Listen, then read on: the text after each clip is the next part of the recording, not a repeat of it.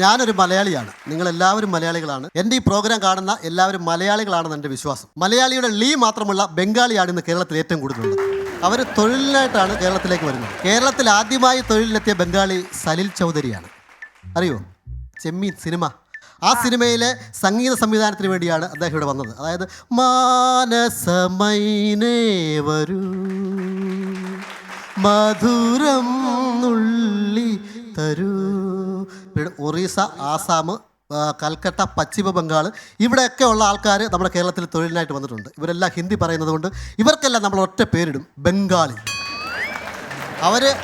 അവരുടെ നാട്ടിലേക്കാൾ കൂടുതൽ ശമ്പളം ഇവിടെ കിട്ടുന്നത് കൊണ്ടാണ് ഇവിടെ അവർ തൊഴിലെത്തുന്നത്. പണ്ട് നമ്മൾ പണിക്ക് പോയില്ലെങ്കിൽ മേശിരി തിരക്കി നമ്മുടെ വീട്ടിൽ വരും. എന്താ വരാഞ്ഞത്? അത് ഇന്നലെ ഭയങ്കര കട്ടിപ്പണിയായിരുന്നല്ലോ അണ്ണ, അവിടെ ദേഹം ഭയങ്കര വേദനയും ചെറിയ പനിയുടെ ലക്ഷണമൊക്കെ ഉണ്ട്. പക്ഷേ ഇന്ന് പണിക്ക് ചെന്നില്ലെങ്കിൽ, രാവിലെ മേശിരിയുടെ വീട്ടിൽ ചെന്നില്ലെങ്കിൽ അവിടെ ബംഗാളി കയറി പണി. അപ്പോൾ അതുപോലെ ബംഗാളികൾ നമ്മുടെ കേരളത്തിൽ വന്നതിന് ശേഷമാണ് നമ്മുടെ നാട്ടിൽ ഏറ്റവും കൂടുതൽ സാഹോദര്യം ഉണ്ടായത്. അതായത് അവർ നമ്മളെ വരുമ്പോൾ തന്നെ ബായി, നമ്മൾ തിരിച്ചും ബായി എന്ന് വിളിക്കും. പക്ഷേ ഇപ്പോൾ എല്ലാ മലയാളികളും പരസ്പരം ബായി എന്നാണ് വിളിക്കുന്നത്. അപ്പോൾ അവിടെ സാഹോദര്യം പൊട്ടിവിടുന്നു.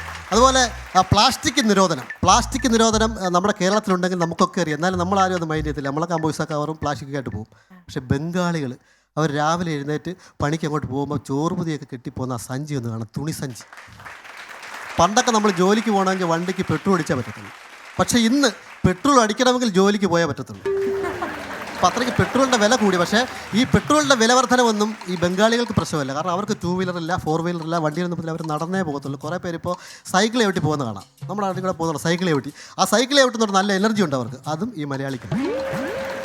അപ്പോൾ ഭാഷയുടെ കാര്യം പറഞ്ഞപ്പോൾ അവർ ഞങ്ങളുടെ വൈഫ് ഹൗസിൽ ചെന്നപ്പോൾ അളിയനിങ്ങനെ സിറ്റ് ഔട്ടിലിരിക്കുക, ഒരു ഫോൺ ചെയ്തുകൊണ്ടിരിക്കുക. ആരെയോ ഫോൺ ചെയ്യുവാണ്, സ്പീക്കറിലിട്ടാണ് സംസാരിക്കുന്നത്. അപ്പോൾ ഇദ്ദേഹത്തിന് ഒരു 5-6 ബംഗാളികൾ സ്റ്റാഫുകളുണ്ട്.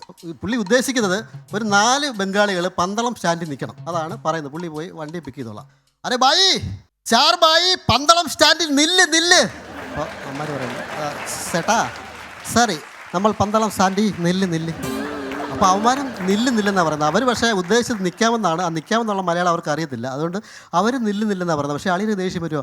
2-3 പ്രാവശ്യം പറഞ്ഞിട്ട് അമ്മ ടോക്കിംഗ് ടോം പോലെ തിരിച്ചിങ്ങോട്ട് പറഞ്ഞുകൊണ്ടിരിക്കും. അപ്പോൾ അളിയൻ ലാസ്റ്റ് പറഞ്ഞു, നിനക്കൊക്കെ വേണം അവിടെ നിൽക്കും. വേണം ചേട്ടാ, നമ്മൾ പന്തളം സ്റ്റാൻഡിൽ നില്ല്. അളിയൻ പെട്ടെന്ന് കാർ എടുത്തുകൊണ്ട് പന്തളം സ്റ്റാൻഡിൽ ചെന്നു. അവിടെ കാർ പാർക്ക് ചെയ്യാനുള്ള സ്ഥലമില്ല ഈ സ്റ്റാൻഡിനടുത്ത്. അപ്പോൾ അളിയൻ ഒരു 50 മീറ്റർ അങ്ങോട്ട് മാറി ഈ സ്റ്റാൻഡിൻ്റെ ബാക്കിൽ ഒരു പുഴയുണ്ട്. ആ പുഴയുടെ അടുത്തൊരു വെള്ളച്ചാട്ടമുണ്ട്. അതിനടുത്ത് ഇങ്ങനെ വണ്ടി പാർക്ക് ചെയ്തു. അപ്പോൾ ഈ ബംഗാളികളുടെ അടുത്ത് പരവേശം പിടിക്കുക, ബായി കിതർ ബായി കിതർ. അളിയൻ പറഞ്ഞ്, ചേട്ടാ ഇതിപ്പോൾ ഞാനിപ്പോൾ വലിച്ച് ഇപ്പോൾ എവിടെ നിൽക്കുന്നതെന്ന് പറയുന്നത് എങ്ങനെ? അപ്പോൾ നോക്കി അവിടെ വെള്ളച്ചാട്ടമുണ്ട്. അരെ ബായി വെള്ളച്ചാട്ടം മാലു. എന്നാ ചേട്ടാ വെള്ളച്ചാട്ടം? കിതർ. അപ്പോൾ പറഞ്ഞ് വെള്ളത്തിനിപ്പോൾ പാനി ജംപ്ഡ് ജംഗ്ഷൻ. അപ്പോൾ ഇത് പറഞ്ഞിട്ട് ഇവന്മാർ ചേട്ടാ കിതർ. ഇവന്മാർ വണ്ടിക്ക് തലയിൽ നിൽക്കുമ്പോൾ ഇവരിങ്ങനെ സൈഡിൽ കൂടെ പറഞ്ഞുകൊണ്ട് പോവാ, ചേട്ടാ കിതർ. പള്ളിയെ ഗ്ലാസ് കൊടുത്താൽ താത്തിട്ട് പറഞ്ഞ് ഇതർ. അപ്പം അന്ന് അളിയന് മനസ്സിലായി ഹിന്ദി ഭാഷ പഠിച്ചെങ്കിലേ നമ്മുടെ നാട്ടിൽ ജീവിക്കാൻ പറ്റത്തുള്ളൂ. പിന്നെ കുറച്ചാൾ കഴിഞ്ഞ് ഞാൻ ചെന്നപ്പം അളിയൻ നന്നായിട്ട് ഹിന്ദി ഇവരോട് സംസാരിക്കുന്നു, ഇവർ നന്നായിട്ട് മലയാളം അളിയനോട് സംസാരിക്കുന്നു.